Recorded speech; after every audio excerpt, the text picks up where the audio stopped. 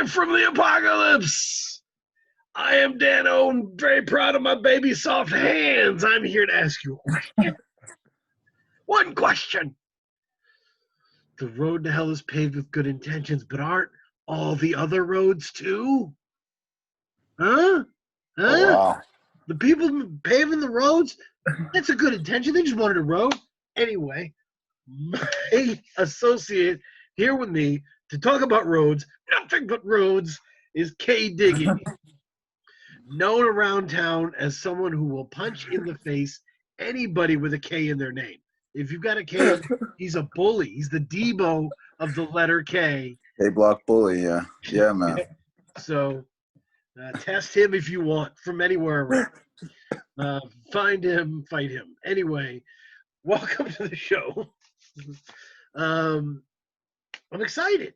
I'm excited. What a week it was. It was fun to have everything drop and to just try and listen to as much as you could. Felt like there was an endless array of albums. Some didn't fit the criteria of what we were talking about, but I love the Omar Apollo album. Yeah. Apollonia. And I love, there's just a lot of stuff, man, that I'm picking up and finding, and I'm like, wow, that came out, and it's cool. I mean, there's a lot of old man talk on the interweb of like, you know, there's too much nowadays, there's too much good stuff nowadays. You know, there was probably always too much good stuff. Yeah. It just never got out, and you never heard about it because the label squashed it. And I think, I mean, streaming has made it ridiculously easy to hear all this good music. It's not just streaming, right? Making it is easier. Yep. Posting it is easier. Like being independent is easier. Like it's all more available to you. So enjoy. So that being said, the three like big releases in my world were all people my age. Yeah, we were talking about Benny the Butcher, Burden of Proof. Mm-hmm. We're talking about Homeboy, Sandman, Don't Feed the Monster. And we were talking about Open Mike Eagle. Yeah, Anime, Trauma, and Divorce. So, and we were talking about the cohesion necessary to make an album, right? And to make an album that touches your audience. You know, we're in the Tupac. That touches your audience, that connects you to your audience. And once you have that connection, keeping it. And it was, these three albums to me reflected different places in that. So it's very interesting. Like all of them to me were very interesting albums. What were your takeaways on the week? I mean, you said there was a lot of just in general, there was a lot of great music that came out. And I mean, I think that, you know, for the fourth quarter, we're going to see a lot of great releases. I mean, particularly, you know, people have been working on stuff all year. And due to COVID, like they were in that, you know, that kind of gray space about what to do with it. But I think people, and we're going to see a lot of artists release their stuff in this fourth quarter so that they can start 2021 on a fresh slate. So, I mean, I look for a lot of loaded weeks coming up for the rest of the year. But in general, I mean, these three releases were very, like the ones that we're focusing on today, were all very personal in like different ways for me. Yep. And like I thought of it as, like I compared it to, particularly because I think all of the as I said, all three of these albums are personal, but the way that they express their personal experience and personal trife is in different ways, I think. And I compared it to like visual art styles. Like, and the three that really came to mind for me were Cubism, Still Life, and then Impressionism.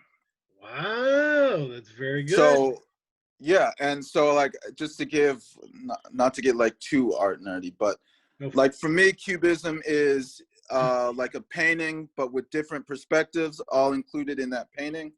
So is that Benny? Is Benny Cubism? I took it as Homeboy Sandman. Oh, Homeboy Sandman. I'm with you. Was Cubism. Mm-hmm. Still Life is you're painting what you see. Like I'm looking at a bowl of fruit and I'm painting it. Mm-hmm. And that's what I saw Benny the Butcher's album was. Okay. Like that matter of fact, this is what it is. This is what I'm at in my life. There wasn't a lot of talk or emphasis on emotion, like emotional turmoil, more of this is what it is. Yep. Like reporting. I'm reporting about what's going on. Yep. And then Impressionism is I'm not painting what I see, I'm painting what I'm feeling about what I'm seeing. Right, the kind of emotional impression of the real life. Yes. Yeah. Totally. And I think that's how I saw what's my man's name? Open Mike Eagle's album. That's awesome. That's a very good deal. I love that. The reason that I thought of Benny for Cubism is because he gives you these stories in chunks. Mm-hmm. Right? He gives you them in like chunks, and he puts them all over the board, and then you have to kind of figure them out. Yeah.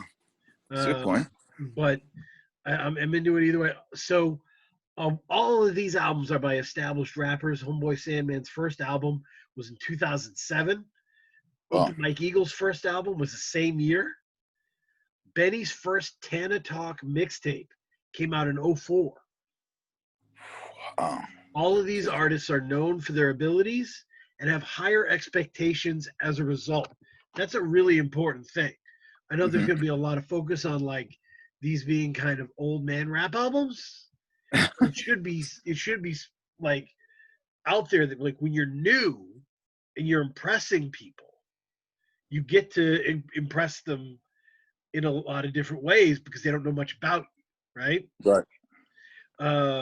Whereas when you've been in the game, like known since 2007, you know, is that like 14 years? Is that what it 13 years. Like it's hard to shock people at that point. Right. Right. You're not going to be able to shock them with your talent, your technical talent, because everyone knows, okay, I mean, you've been rapping for 13 years, man. Like, we know you can rap. So there's got to be something else. Right. I've always said the first step is that a rapper ends up releasing like a bar's first project where they let you know they can really rap. You know, here's me over these beats, or here's me just shredding this stuff. So you know that I have these skills, right? But once you're past that stage, then you have to make good work. Once you do make good work, you get held against that work. Yeah. Right? Like, if you're good enough, you end up fighting your best albums. Yeah. Right? They hold you against that previous high point. It's a privilege and a curse as well, you know? It's difficult, but it's so it's that's all important to know when dealing with this, array of people here. Interesting. So I've got a lot to say about all these albums. Start me out. Okay. Which are we talking about first? Let's talk about Benny the Butcher. All right, let's go in. Yeah. Tana Talk is a mixtape series, and so these guys came up on mixtapes. Okay. This album came out, Burden of Proof, to a lot of excitement, right? Hit Boy produced it, Yeah. 100%, and it had some great features on it, right? It had the Timeless song with Lil Wayne and Big Sean. Big Sean. Yeah. It really, really got traction. People were really waiting for Benny, you know? Um, but it was just, there was a split in the reaction, right? There Hmm. were some people that were like, "This is amazing. I love this." Um, but and there was one positive review from a very smart person that got me worried, right? You Um, worried? Okay. so the person said, "Man, this is so good. This sounds like first album Freeway." And I sat back like, "Oh shit!" Like I had a higher ceiling for Benny than first album Freeway. Like, whoa. I love that album. I love that period of the rock. But if we're gonna call Benny the best, I don't see Freeway on your Mount Rushmore of rappers. I don't see it. So why are we acting like that is the bar for him, right? Like, Yeah. so that was what was. Oh no, I've got to be on alert. So I listened to it, and I was watching reactions from other rappers, underground rappers. Scorsese, who I interviewed, had some really good stuff where he said like, um, he said he basically just cleaned out his notes app. Oh, okay. To write the album, he cleaned out his notes Cleaned out app. it. That he basically cleaned out his notes app. Like that he wasn't taking this seriously enough. They like Hit Boy came through on this. The beats are fantastic. Benny raps his ass off, but that's all he's doing, Right. right? He's rapping his ass off. He's clearing out his notes app. That one's done. Ooh, That one's done. it's vicious, but yeah, yeah, But like but does that make sense? So that was like, okay, I'm glad I'm not the only one having this reaction. It, yeah. it I was, mean, he didn't have. Yes, he was strongly consistent through the album, but you could argue that two other people had the best verses on the album. my favorite verse is Conway the Machine. Yeah, absolutely. And I mean, I do appreciate that he was humble enough to let him close the album with that. But that was the best for me. That was the best verse on the album. Yep. And Wayne isn't far behind. Like Wayne's Oh, verse is pretty incredible. yeah, I was thinking Freddie Gibbs. Well, I forgot about Wayne's. Wayne's verse was pretty Wayne's incredible verse too, is but Freddie fabulous. But Gibbs. yeah, Freddie's on fire. So it's not like these people bring their A game because they respect Butcher. We all respect Butcher. Right Yeah, off the bat, I want to get that off the bat. absolutely. What this is about different levels of engagement, right? This is about some people have been following Griselda and following it reasonably closely, right? Hmm. Like, and they're really falling for Benny right now, and they're enjoying this. And this album might be what they need, right, to get them into Benny. But I Right. really honestly think if they go backwards from here, they'll find better music. Yeah, and what I took away from it is I appreciate not only Benny's ambition, but the whole Griselda. Like you could tell that this was the year that they're trying to make that leap. But with that being said, I don't think I don't want to say that I'm not a fan of Hit Boy's production because Hit Boy is a good producer. I don't necessarily think that he was a good fit with Benny the Butcher. Uh, I, I yeah, okay. I don't think that there's like a lot of for Hit Boy's production. I don't think there's a lot of emotional depth to his production. I mean, what I mean by that is I don't listen to a Hit Boy song and be emotionally moved by the music. And so I mean, I think when you're handling like a whole album of Hit Boy production and there's no contrast, there's no depth, or you're not painting with any other colors.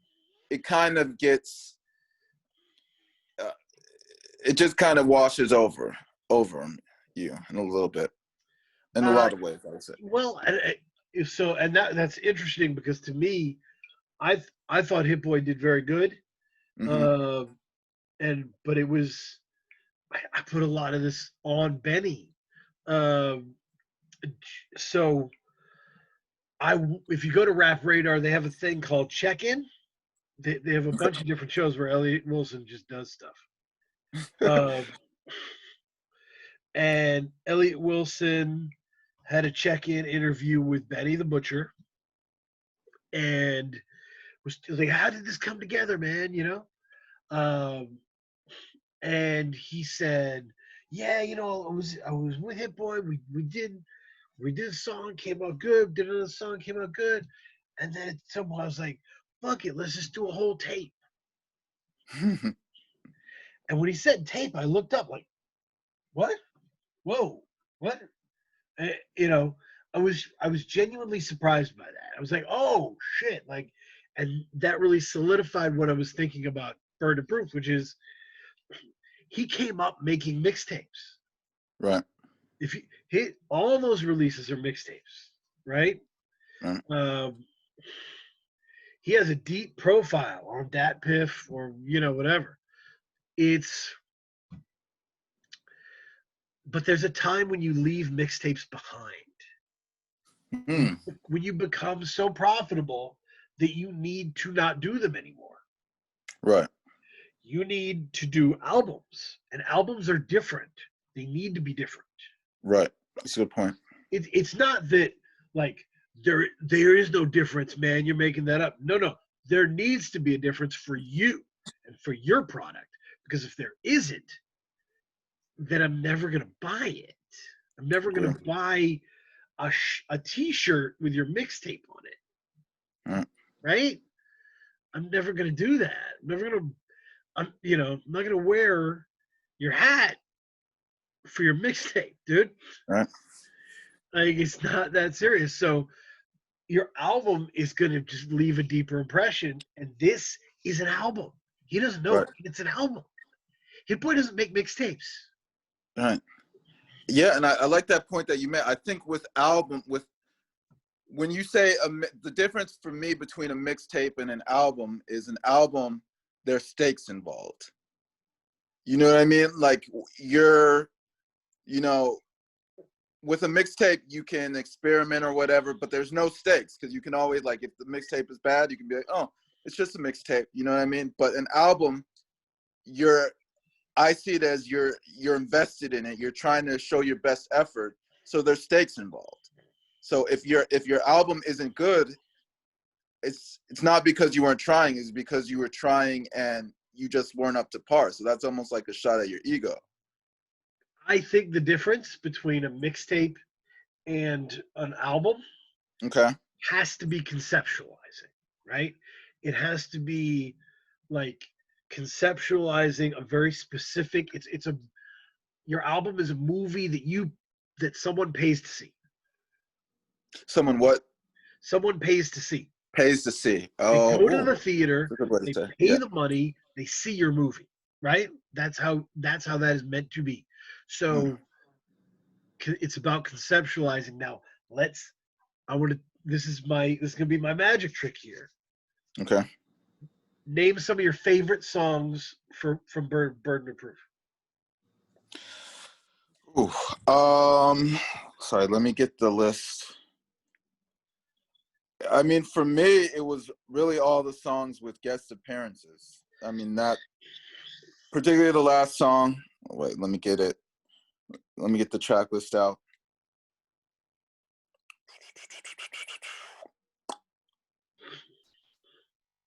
All right, so we're going with. I liked War Paint, which had all of Griselda on it. Yep. Over the Limit. One Way Flight. Yep. And then maybe, yeah, those are the ones maybe Thank God I Made It. Mm.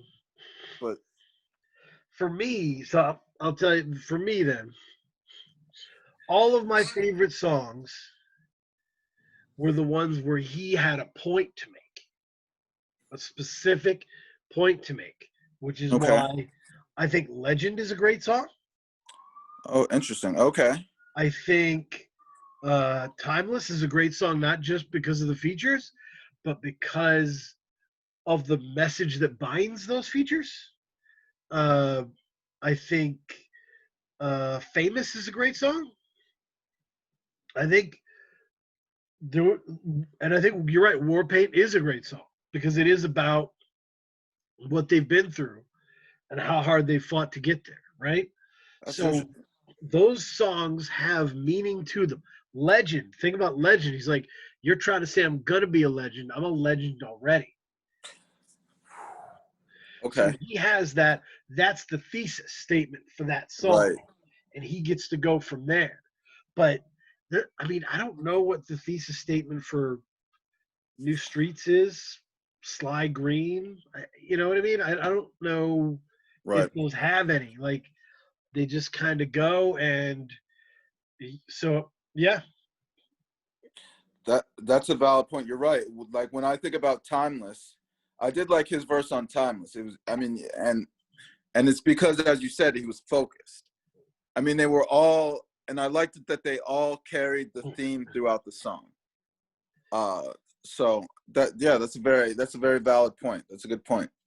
It's so there's a he didn't really know he was making an album, and because of that, I'm either he doesn't have hooks or they're not good. Right. When he brought in Queen Naija Yep. for Thank God I Made It, I was very relieved. It was like, oh, good. We've got the hook. We've got a hook this time. Like, it's it was weird. So I think he's been so focused on like bars for so long that he's forgot that like, dude, hooks are a skill. Yeah.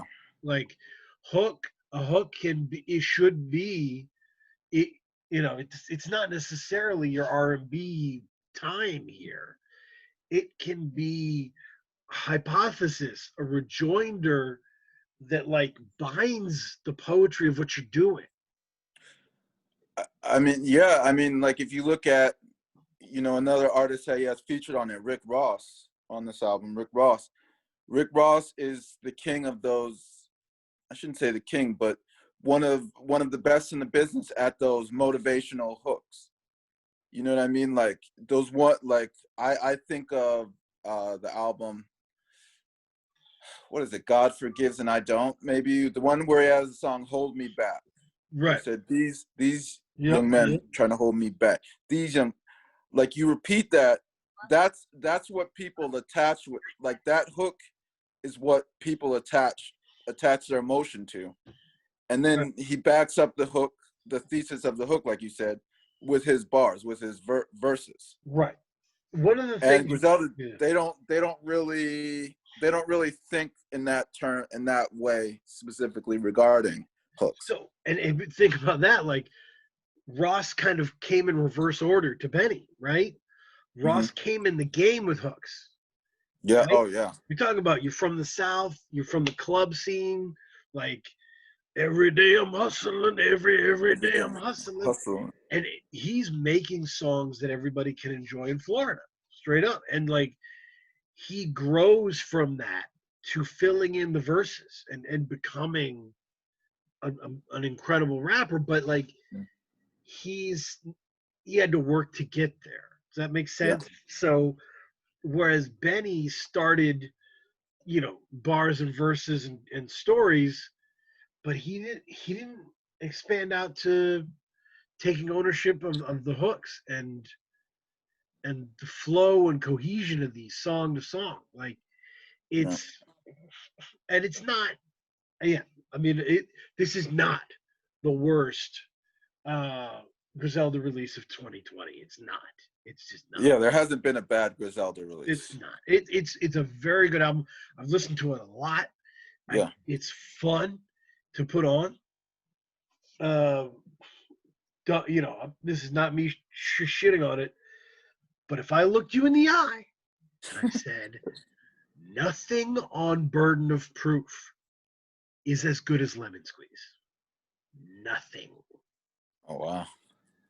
Could you look me in the eye and say you're wrong? No. No.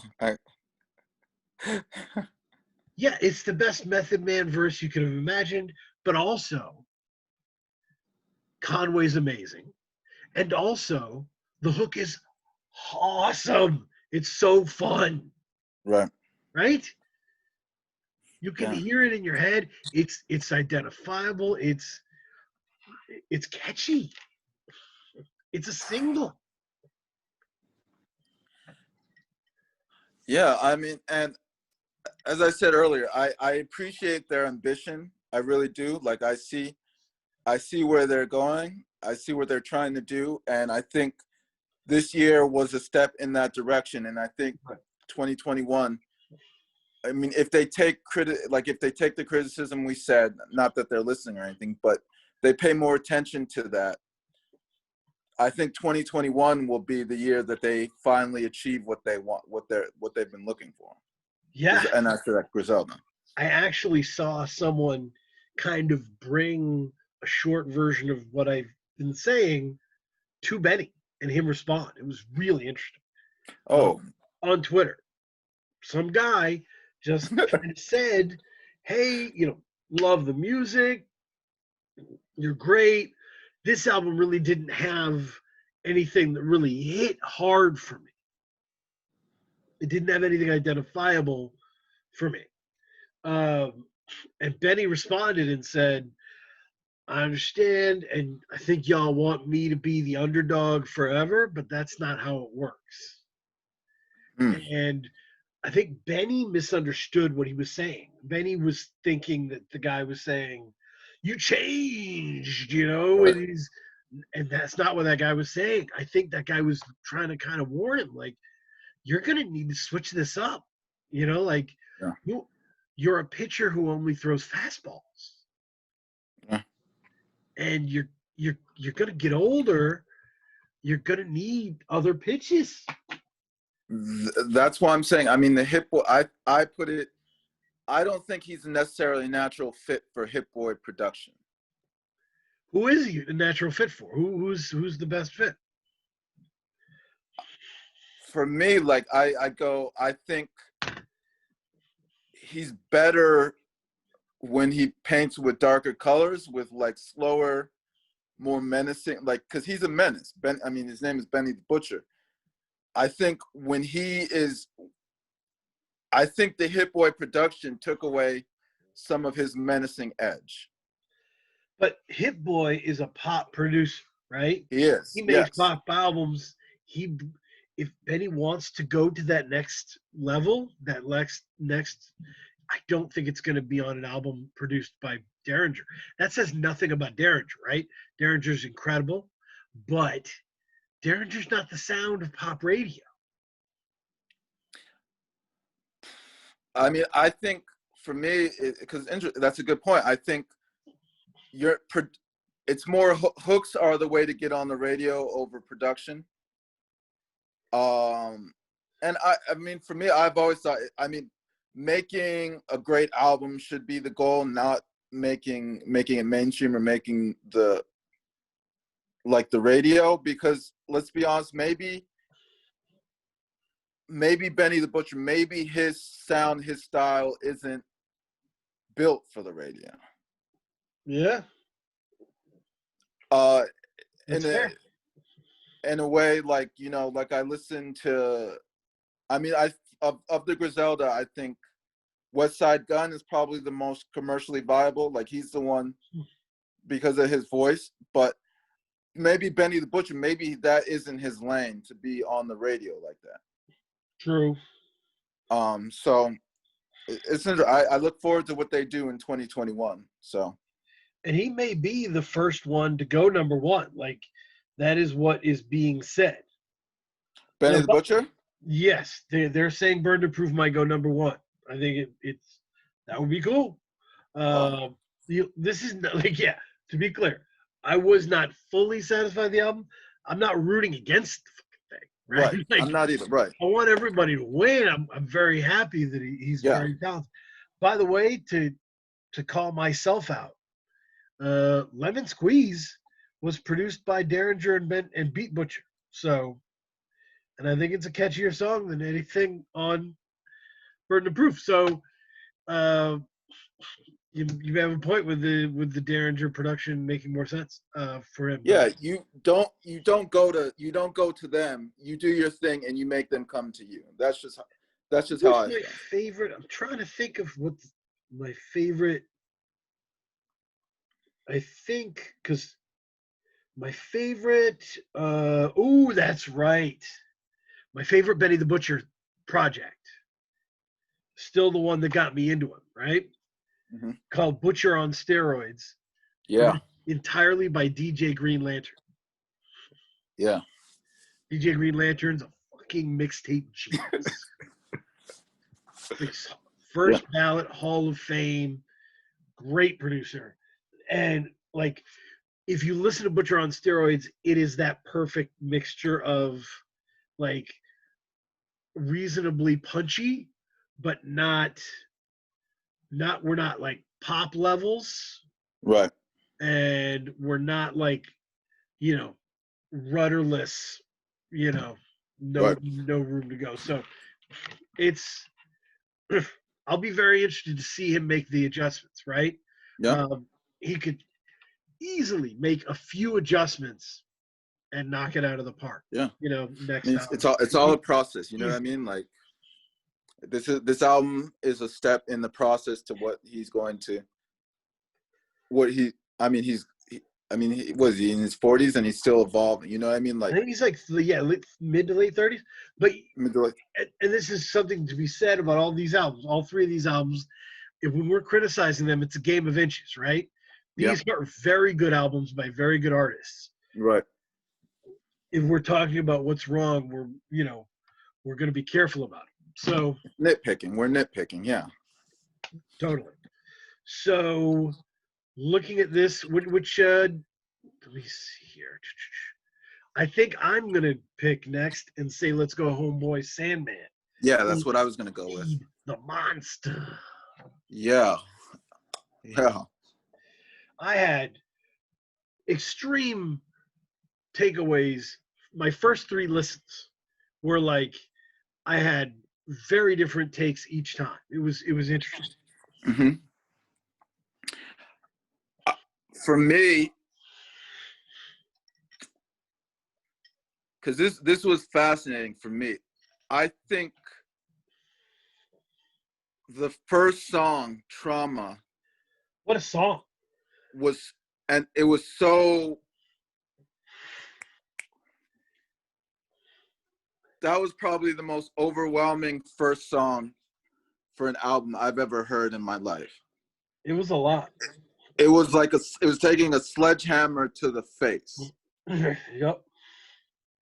And so when you have a song like that open your album, that sets the tone for the album, and everything after that song, I'm not gonna say it places a stench. That's not the word I wanted, but it colors everything that you hear after that.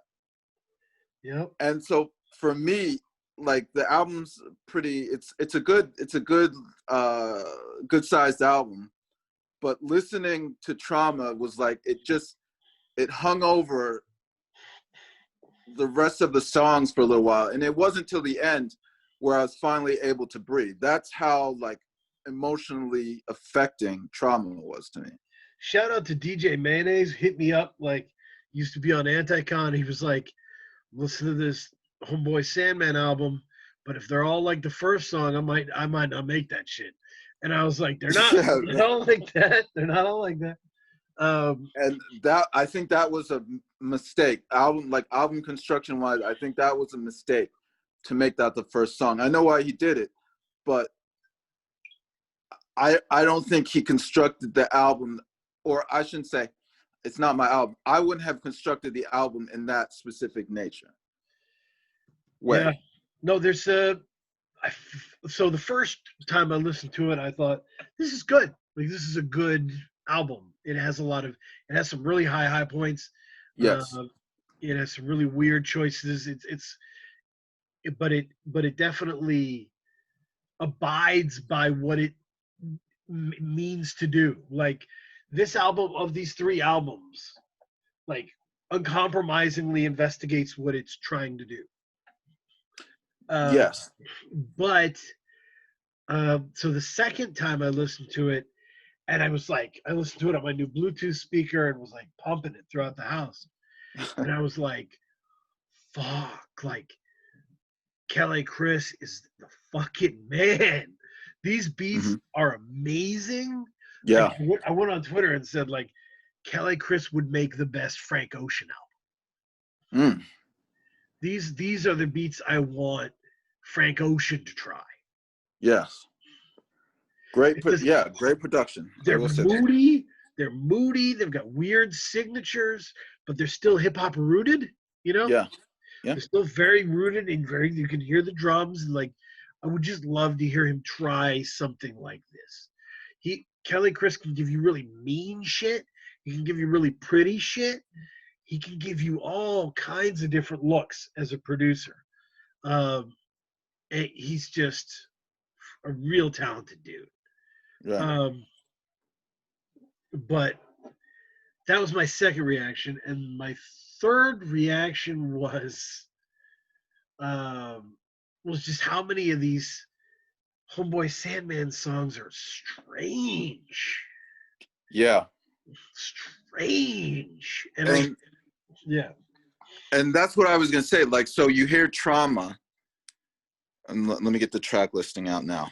So you hear Trauma, and then 4 songs later is Waiting on My Girl, tell them about track 5. Tell them about it.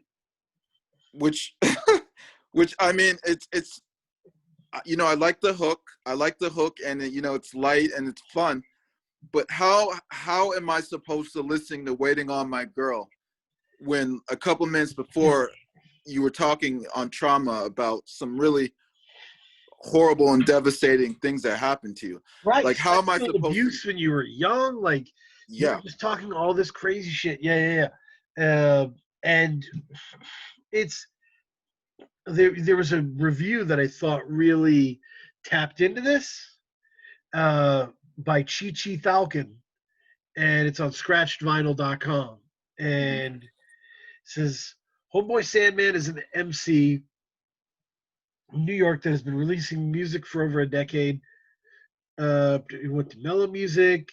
Over the years, Sandman has been oscillating between working with one producer and doing the piecemeal approach. It's a fun line. So he basically where's the summation here? Yeah, has a ton of talent. He also seems to be his own worst enemy in terms of quality control. Yeah. As he approaches 40, I can say that his music is getting more mature, and in a lot of ways, it feels like he's taken a step backward. Musically, Don't Feed the Monster is interesting, and there are Yes. moments when you think you're on the verge of breaking through to that next level, where you might get a truly special album. But then Sandman always seems to make a lyrical retreat and shoots himself in the foot with something childish. Yeah. I mean, so you go to Waiting on My Girl is track 5, and then Scare You is track 7, which uh, I mean, in in general, like, I like the song, but I had some issues with it, particularly, and we're in COVID times right now. But I didn't think that was necessarily the message that we should be I have communicating. But I have to tell you, Scare You if relaxes me. It relaxes me, and I'll tell you why. So this is a song that's just like doctors are trying to scare you. School bus drivers are trying to scare you. Parking attendants are trying to scare you. Don't trust anybody. It was this whole deal. And that's me summing it up. yeah, But I was like, I just breathed out and I was like, oh, this is the most Gen X shit ever. This is so fucking great. Like, this is such a Gen X song. It's so cool to just to be like, man, these fucking doctors, don't listen to these fucking doctors. Don't listen to these fucking OBGYNs. What do they know? Like, the government's controlling it all. Like, he's this is a very Gen X, like, don't trust any of these motherfuckers. They will, because he's in the song, he's kind of talking about, like, you know, they'll take away your drive to succeed. They'll take away your, Right. you know, your ability to think outside the box, to overcome Right. shit. Like, ignore everybody, dude. They've all got an agenda. They're all trying to put their agenda over you. They're trying to bury you in their agenda. Like, Right. go for your shit. And it's very Gen X, dude. And it's absolutely a part of my makeup somewhere. I certainly go to doctors. Like, I'm not, you know, all the way Yeah. gone. There's definitely a part of me that's like, fuck what you just said. I mean, there was some sentiments that I connected with, but it was just, I was like, not, come on, man. You couldn't just wait like a couple months to it. Like, not at this time, man. Like, but nonetheless, it's his album. He says what he wants to say, as he should. So after, you know, after Scare You is Don't Look Down, which is like a completely I love that song. tonal shift, and I do like it. Great song. I do like it. I And really I love liked Monument. it. By the way, I love Huh? Monument too, which Yeah. comes after it. Monument's badass. Right after, Kind of right. a great back to back. Yes. The beats are great. You know, he's really heating up. He's talking about stuff, and then we get Biters, dude. Track 11, Yeah. and like Falcon really went to town on Biters in his review, and he's kind of right, man. Like, he's like, all this shit about, like, people calling themselves Jay this and Jay that. Like, you know, where do you think that comes from? He gets bitten all the time. Like, yeah, dog, that's like killer commentary from 2010. Like, that is hot off the presses, 2010 information. Thank you very much. Like, why in 2020 would I need somebody to tell me that? Right. And what I'll say is, to bring it back to Trauma. So Trauma is the first thing you hear. Like, how am I supposed to, when you hear that song, like, how am I supposed to analyze all, like, how am I supposed to take in all of these other songs with that, like, hanging in the air? And you know what I mean? Like, if you're going to, and particularly, like, if you're going to, you know, name your album Don't Feed the Monster and start off with Trauma, I'm going to ask that you be a little bit more focused and be a little bit more, sincere is not the word, but a little bit more critical and a little bit more sensitive about, you know, what follows after that. He's always had a problem making coherent albums. Now, and this is a very interesting part.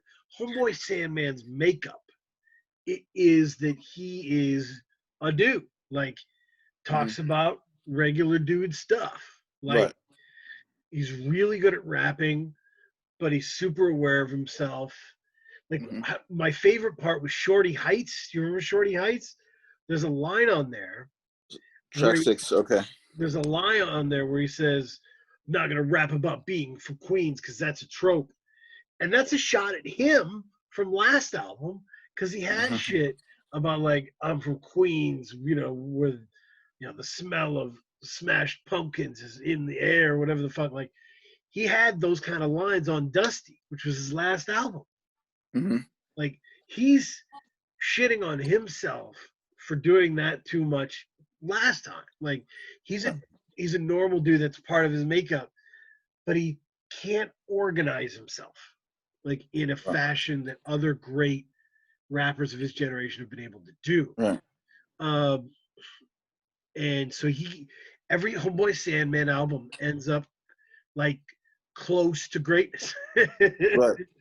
And I compared him to Cubism because, as I said, he gave, like, you know, songs like Trauma, he was telling us how he felt. So he was giving us like that internal emotion, but at the same time he did songs like Scare You, as well as, what was the song? I'm sorry, let me get the list. As well as, you know, Don't Look Down, where it's like a motivational, where he's trying to pull back a little bit and talk about it from outside of his perspective. Right. So I like that he was able to give multiple angles, but I felt like, and as I said, I'll just keep going back to, if you start out an album, if you construct your album where you start out with a song like Trauma, you better be very aware of what follows after. You know? Yeah, no, it is what I mean. The sequencing's always been an issue for him. Like I said, honestly, like the question for you is, looking at the track listing, Yeah. there's a total of 15 songs on here. Yeah. How many do you have to knock out to make this one of the great albums of this year?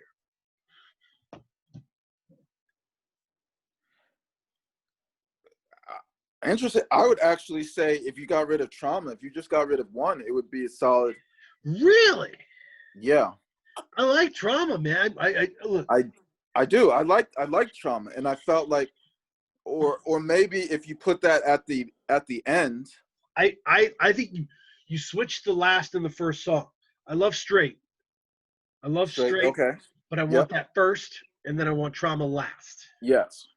But I honestly, I think I only have to cut 3 songs. Okay. I cut Biters, right? Doing everybody a favor. Right. I cut Waiting on My Girl, right? Yes. And I mean, maybe Gestation. I don't have any strong feelings about Gestation. Right. Maybe Alone Again. I just really hate all the pausing on Alone Again. Fair point. There's a lot of odd pausing. There are points in the album where I don't know if you agree with this. As great as Homeboy Sandman is, and he's all-time great. Okay. He's not the greatest artist on this album. Okay. What? Kelly Chris outdoes him. Okay. Everything we're saying about what's missing from this album, Kelly Chris did for this album.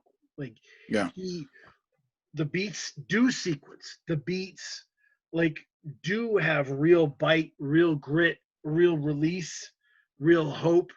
They all are very emotionally tuned in and toned in. Yes. Sometimes I feel him, it's just kind of standing back and like trying to figure out how he's going to approach the beat. Mm-hmm. Because he just wasn't used to it. Right. I'd agree with that. So it's yeah. So that's my thing there. I think because all those songs, like it's important to note, Waiting on My Girl's a great beat. I liked Waiting on My Love the Girl, beat. actually. It's just a really bad concept. Yeah, I mean, it was just having it. You know, I thought it was really fun, but I just didn't think, like, I didn't understand the purpose of it. Like, the name of your album is "Don't Feed the Monster." So the way I interpret it is like there's different monsters. You know what I mean? So each song is kind of like a different monster that you don't feed. The connective monster is this dickhead frustration, right? This Gen X dickhead frustration. And it's the same one that, like, that it makes him so impatient with his girl, that makes him, like, hate biters so much for, like, odd reasons, that makes him not trust doctors, right? There's all this anger. And Trauma is kind of the key that unlocks it. But it's just See, now when you say it like that, so you think Trauma is like the thesis, like this is why I am the way I am, and so the songs after that are, this is how that affects me in my daily life. I think of it like starting the movie from backwards. Okay. So, Carlito's Way, Right. right? Carlito. It opens with Carlito being shot Right. by Benny Blanco. He goes down, starts narrating. We go back. This is an old film noir trick. Film noir started this. Mm-hmm. There was a movie called DOA, which started from the toe tag. Mm. It started from like the filmed foot, the toe tag, and then the narrative voice of the person who died explaining how they died. And then we Right. flash all the way back to the beginning. So think of it like that. Think of it like, you know, trauma is the answer. And then he explains the question. It still doesn't mean I need to know that you're getting impatient when your girl's getting ready. Like Yeah, that it's there's just no like I'm not trying to make that a beloved thing. I'm just saying if we take some of that fat off, honestly, it's 15 songs. If it were 12, I think it yeah. would might be one of the best albums of the year. Uh, and I'm saying if you're gonna do a song like Trauma as well, your point is very valid, but it almost sounds to me like it. I don't want to say trauma porn because that's not how I don't want to say No, it like that. But I think if you're gonna say that, I would have liked some deeper analysis. Don't just say something like that, but say how exactly, like, make a direct connection between that trauma and how it's impacted your life. So for right, someone who's gone through that trauma, maybe they can take something from it. Like they can take something from it more than, I need to be more patient with my girl when she's put on her makeup. You know what I mean? That's a really hard connection to make. Or maybe I don't need to trust the doctors. Like, it's a hard connection for me to make from trauma to those concepts. You know what I mean?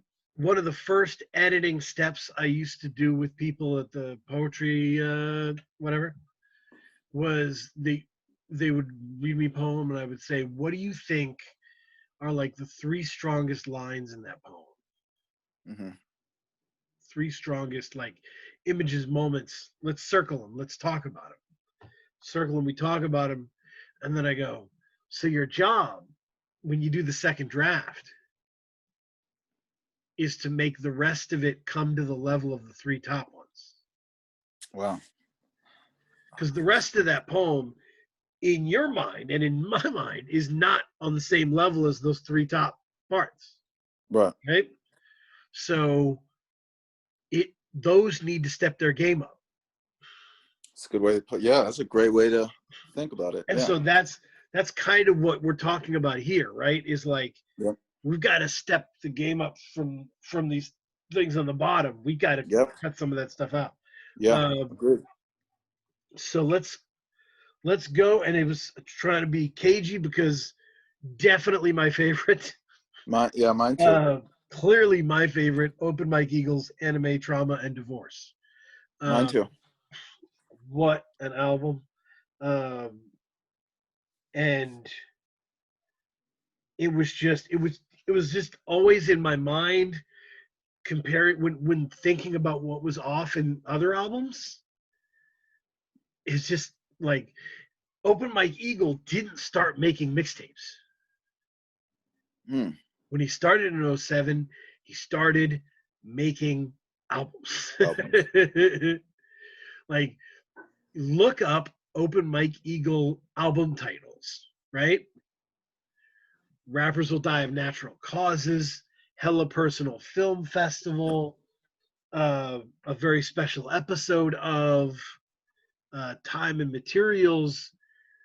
He's excellent at the art of it, Right. right? The themes, the context.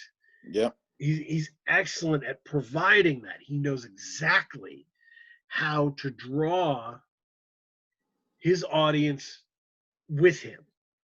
Right. And he's been so good after this came out, right? when this came out, he did this like Instagram live where he explained all the songs.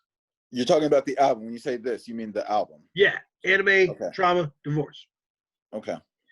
And he's been reposting that. And then he kind of, a couple days ago, he kind of broke down. He did like one tweet for each song where he kind of explained about the song and what it was for him. Mm-hmm. In a considerate way. He knows how to do this stuff. Yeah. Yeah. And I think so I've heard several open mic Eagle projects, but this one was the first one like I've really sat down and listened to with intention. And I was impressed. Like it got better. Like I listened to it twice. The first time I was impressed with it. The second time I was even more impressed with it. And I think he did a great job of, and I compared this to Impressionism because I listened to this album and I know what his last year and a half had been like, what it's been like for him. Not necessarily what happened. I don't know, like the songs are very abstract in some ways. So I don't know the details of, Right. How the Black Mirror episode broke up his marriage per se. But I know what he was going through emotionally. Like I can feel it. Yep. Which is a feat in a lot of ways. If you're able to do that, like I don't know the details, but I know I can kind of feel what you went through and where you're at. And that's why I said "Don't Feed the Monster" is the one that like lives up to its billing, right? It's like, you want the details, I'll give you the details, right? Yeah. And this album is trickier, right? Yeah. Anime, Trauma, and Divorce. There's tricks. It's like one of those Michel Gondry movies. Okay. You know what I'm talking about? No. The Science of Sleep. Was the Eternal Sunshine of the Spotless Mind? Yeah. Okay. Yeah. Like one of those where it's like you've got to unpack it, right? And even when you unpack it, you won't be all the way there, and that's intentional. Right. But how does it draw you in? Can we break down specific elements of this that make it win for us? So like I'll contrast it kind of before I go in. Like I'll contrast it with Homeboy Sandman. Like Homeboy Sandman felt like confessional. You know what I mean? With the details he gives, it's confessional, like therapeutic for him. Like I need to get this off of my chest. I never got that sense with this album. Like I never got the sense that this was like a confessional album or a therapeutic in some ways, yes, but not necessarily a confessional album from Homeboy Sandman. But I think for me, what really makes this as a winner is, I think the production is some of the most interesting production I've heard this year. I mean, just fascinating. Like the song "Head Ass." Like you would look at the title and you would think, okay, man, what is this? Like that's ridiculous. But when you hear that production, I mean, that's like a beautiful song. Like the way that it's constructed, like the way it's arranged, is one of my favorite musical songs of the year. Yeah, the first single was Bushirati. Yep. Another one of my standouts. I did not understand it. I did not understand it as a single. I was very confused. There's a video with Paul F. Tompkins in it. I was very confused by what was going on. I was like, I don't know how this is going to work. This is a very muted, like the beat is very muted, right? Right. It's very low key. Like, how is this gonna work, right? Right. And I was like hesitant on it. And then the second single, awesome video, Death Parade. That's right. Yeah. This is a great video, the first single, and I was like, whoa, like this shit is crazy. Yeah. And I was just really into it. I was really into it, and that song and his vision, and I was like, dude, I'm gonna pre-order this, and I'm just gonna trust you on it because you're Open Mike Yeah. Eagle, right? Like, fuck it. Yeah. And then he put it together, and he did as an album cut. That's a really good song, man. Yeah. Bucciardi, it's a great song. As an album cut, there's but there's very low key, beautiful beats. Caleb Stone Yeah. deserves a lot of credit. One of the elements, and I wanted to get your opinion on this, that I think Okay. really makes this album win is totally what I was talking about earlier. The hooks. Yeah. The hooks aren't just great; they're different. Yes. Black Mirror episode "Ruined My Marriage" is loud. That's a loud hook, right? He yells that. He yells that. And I just loved that song because, like, I don't know what particular episode he was talking about, but by the end of it, I could be like, damn, like I could see how a Black Mirror episode could ruin your marriage. You know, ruin a marriage. Oh, I mean, yeah. I mean, yeah. It's universal. Like I could connect. I'm not married, but I could connect. In some odd way, like I could connect to it, to the feeling of it. I don't trust anybody who's in a marriage that they can't ruin any day. People are like, we don't fight. I'm like, I don't want to deal with it. I don't want to deal with it. But yeah, and I mean, when we were single and had more time, without the kid, I consider without a kid being free. Pre-kid, yeah.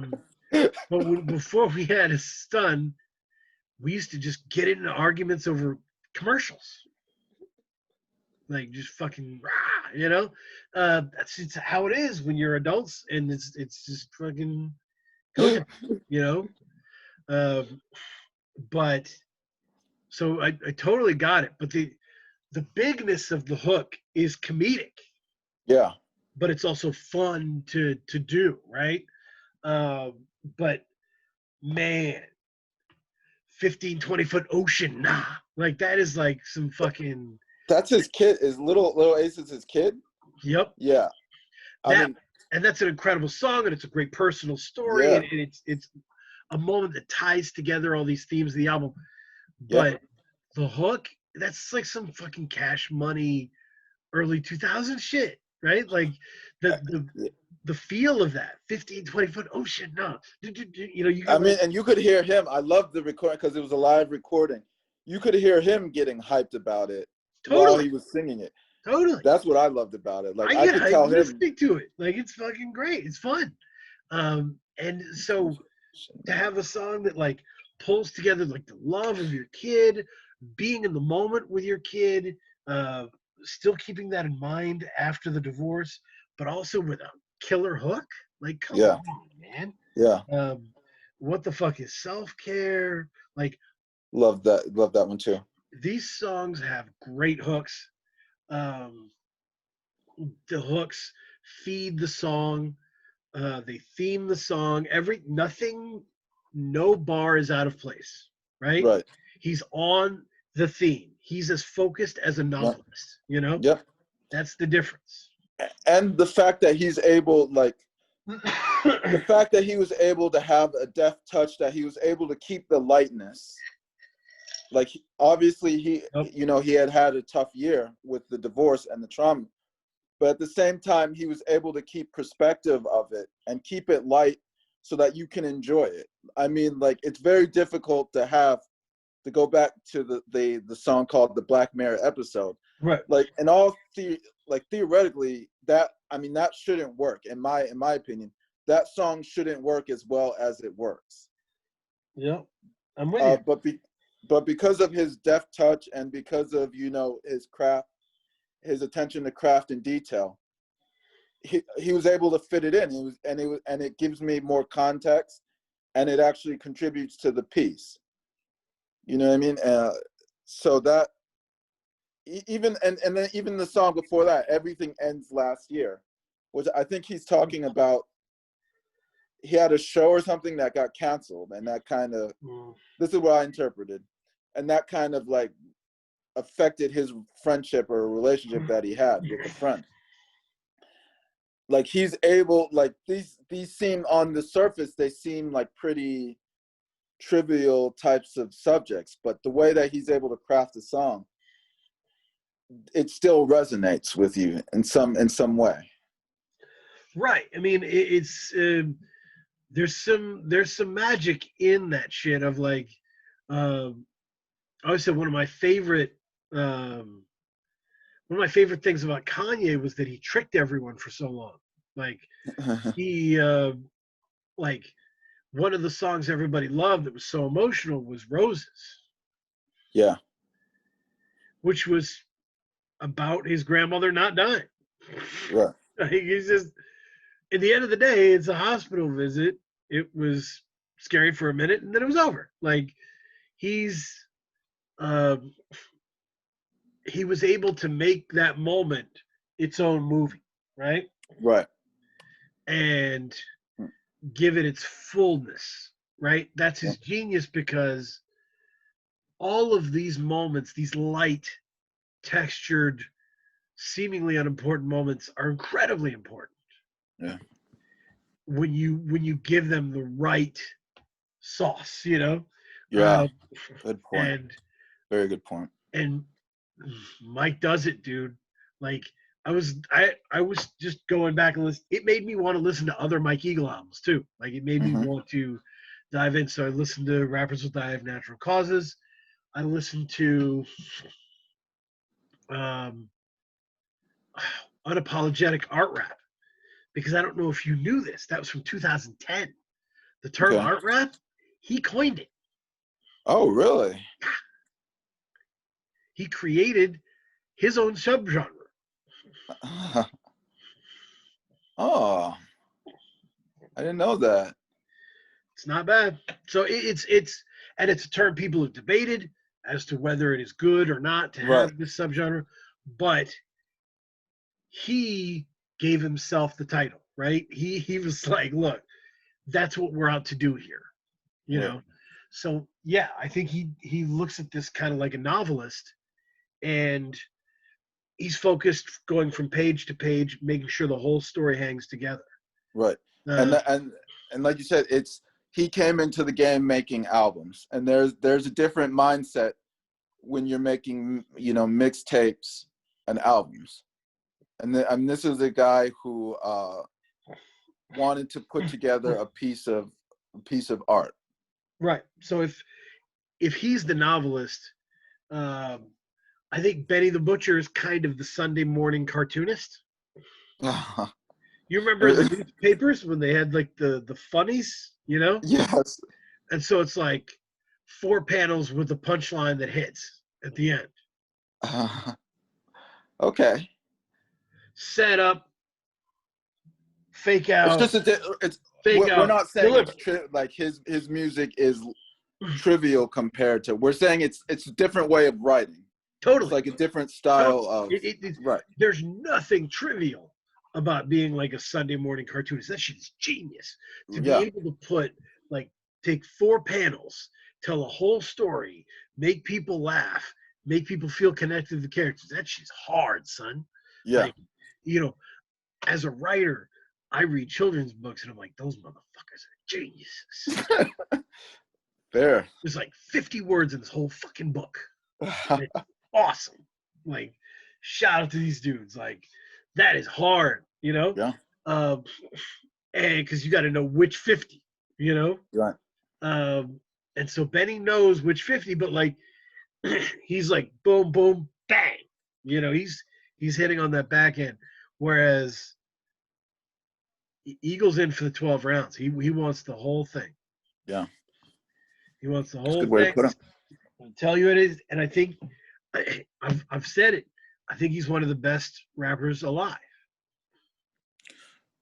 Huh. If you listen to Brick Body Kids Still Daydream, to all that stuff, Rappers Will Die of Natural Causes, Hella Personal Film Festival, the mellow music group run that he went on alone is legendary, dude. Like that shit is legendary. He's unlike anyone else. You know what? I will say he's one of the most well-rounded rappers. As in being able to see the complete picture. Because it was funny because I was hearing some of these songs and I was thinking, like, damn, like this isn't too far a stretch from what Kendrick Lamar does. I told you when Brick Body Kids Still Daydream came out, I told you I think it's better than Damn.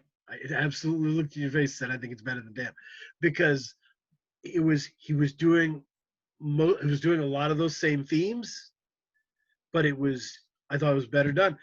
He ends up being kind of like, here's how I envision Open Mike Eagle, to add another metaphor to our sandwich of metaphors here. That he's a bit like the indie filmmaker who always makes better movies with low budgets. Okay, yeah. And you end up being like, that movie was better than the fucking big movies. Yeah. Like he's out here, independent, doing his own thing, putting his own shit out. Like he's got a Stony Island Audio podcast group. He's interviewed Prince Paul about his career. He's had a great year making specific choices, doing what he wants to do, and he's taking advantage of that. He's looking back and saying, look, guys, I get to do whatever I want. So if I really plan this, no one can stop me, because you guys are putting out compilation albums with the hottest producers you can find, and it sounds like a jumble. I've got an interesting question. How would you compare? What do you think the difference between Open Mike Eagle and J. Cole is? Oh, wow.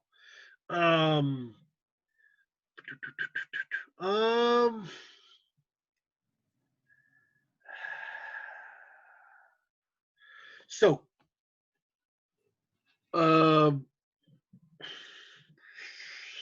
because I would argue that this album was better than any J. Cole project I've heard. Yeah, all of them are, dude. But it's so J. Cole's always been torn between two worlds, right? Mm-hmm. A friend of mine, very smart, very mean, said that J. Cole is like the smart jock.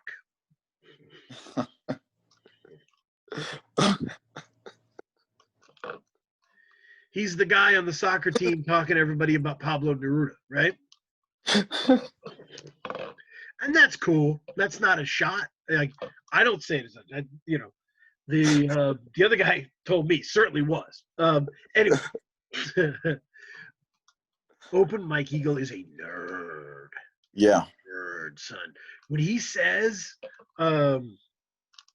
old comic books on my couches, reading Rob Liefeld and them pouches, he's talking about 90s comic book artist Rob Liefeld, who is known for giant upper bodies and tons of pouches on people's outfits. Huh. Characters with tons of pouches. Go ahead and Google image search like X-Force, 90s, and you'll just see Rob Liefeld's characters with pouches all over them. So he's like, during that same bar, he's like making fun of his weight, or making fun of his inactivity, and then he flips into this kind of nerd reference of Rob Liefeld's comic book stuff. Sweatpants Spider-Man is a great reference with him and like the sweatpants Spider-Man in the Miles Morales movie, right? Right. So like that lazy kind of slovenly post-divorce character is how he felt. Right. And it's a great comparison point for him. Right. Uh, Basically, if you're a real nerd about some shit, it pays off in your art if you are able to make it work for you by digging all the way into it. Mm. If you love wrestling, that's cool. Dig all the way into that shit, invest yourself, make it come out through your shit, and it'll pay off. But There's no such thing as a halfway you nerd. got to be all the way in, bro. And Yeah. Cole spent a lot of time not all the way in, Oh. right? Halfway, you know, girl talking, halfway, telling us about society, halfway bragging about his wealth. That's a good point. That's a very good point. So fully invest yourself and what you're gonna do. And he's fearless, man. He's fearless. He built it all Yeah. himself. Yeah. He built it all himself. Nobody can tell him shit because the people who are now saying that they love Open Mike Eagle, they didn't know him in 2014, and he didn't start in 2014, right? He started in 07. So, Yeah. he's already 7 years deep. Like, he got to develop this style and perfect it before they even met him. Mm-hmm. So, that's not the case with J. Cole. J. Cole released his strongest mixtape right up front. Mm. Warm up. It's a classic. Right. And that put all the eyes immediately on him, all the pressure immediately on him. And, but why is Forest Hills Drive so good? Because no one was checking for him. Oh. He knows it. If he was here on the Zoom call, he would back me on this. No one was checking for him when Forest Hill Drives dropped. And he surprised everybody. Yeah. Because he dropped all the bullshit and he was like, fuck it, I'm going back to where I was. He was like, spent a lot of time with it, like, man, I lost who I was, man. And very good point. And when he dropped that, everybody's like, oh shit, I'm taking that. Like, when you dig deep into yourself, when you drill into yourself and you pull out what you want, everybody else wants it too. Right. Very good point. If you really put your art behind it and all the skills, the requisite skills behind it, an audience connects with it and they never let go. Like, they never let go. They're diehards, man. Yeah. So that's my shout out, man. That's how this personal shit works. Let me try and that's right. I was gonna talk to you about Cali His Way on my personal my recommendation corner. Okay. Love it. Oh, I always do this. Special K by Cali His Way. Came out and it is a joy.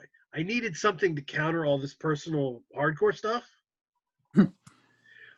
All of her stuff has been short and funky. She's from Ontario, I believe, and it's funk. It's good. Okay. Yeah, it's great. So wait, the name of the album is Special K? Yep. And Kelly is what? How do you spell that? So it's KALISWAY. Okay. Yeah, dude. So I'm into that. Yep, working it. So we will stay in touch, everybody. Yeah. Fire Scott O'Neal, 76ers.